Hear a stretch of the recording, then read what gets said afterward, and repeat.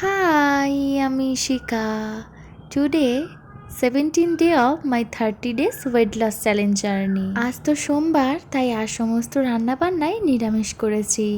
আর মাঝখানের ওই 2-3টে দিন একটুখানি গুলিয়ে গেছে, মানে প্রপারভাবে ডায়েট করতে পারিনি।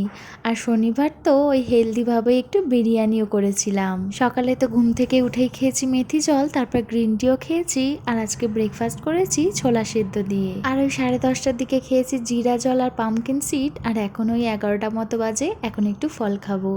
আর ফলের মধ্যে আমার সব থেকে পছন্দের আম।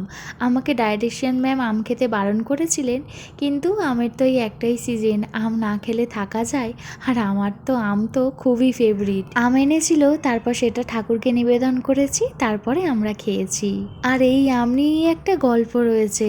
আমার দাদা নাকি কবে ওকে বলে দিয়েছে যে ওর বোন নাকি আম খেতে খুব ভালোবাসে, তাই ও যখনই আম আনে দাদার মতো করে বেশি বেশিই আম আনে।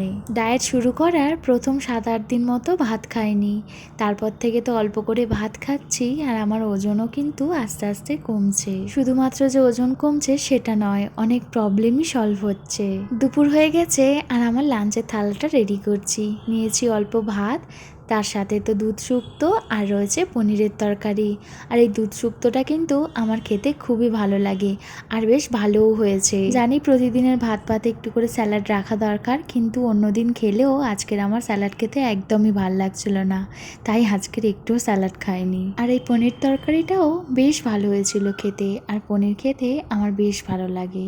খাওয়ার বেশ কিছুক্ষণ পরে খাচ্ছি ঘরে পাতা টক দই। এই তো আজ শেষ, বাই বাই।